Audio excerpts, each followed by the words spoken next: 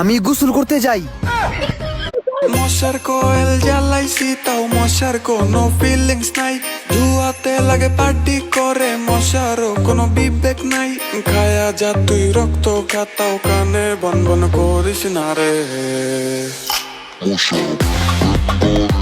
মশার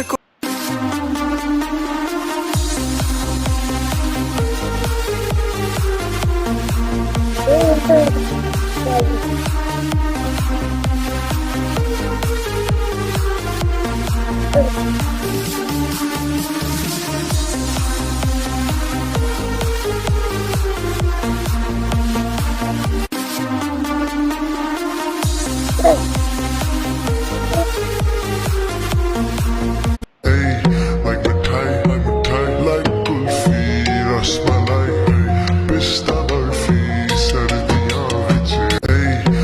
আজকে আমরা 24 ঘন্টা খাবো শুধুমাত্র টক খাবার। হ্যাঁ মামা, এটা তো কথা ছিল না। চ্যালেঞ্জ দেওয়া হয়ে গেছে মানে তো খেতে হবে।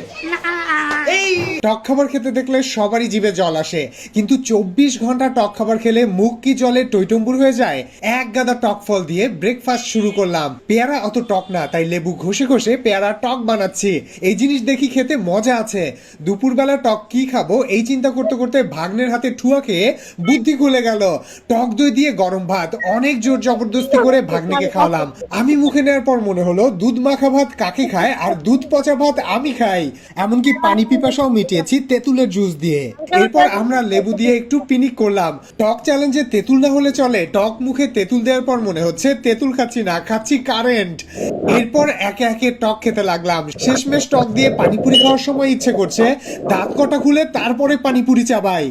আজকে আমরা 24 ঘন্টা খাবো শুধুমাত্র